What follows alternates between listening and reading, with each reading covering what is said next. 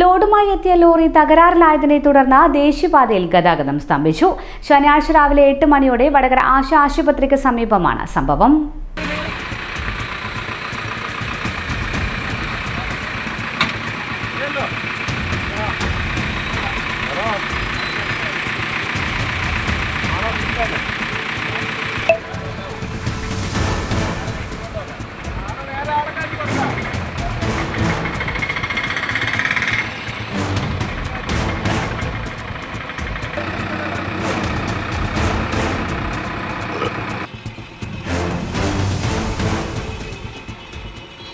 ചരക്കുമായി എത്തിയ ലോറി ഇവിടെ സർവീസ് റോഡിൽ തകരാറിലാവുകയായിരുന്നു.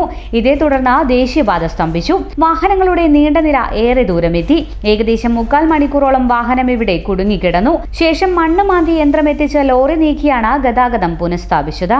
എന്റെ ഇഷ്ടങ്ങൾ എന്റെ ഫാമിലിക്ക് അറിയാം. Family wedding centre.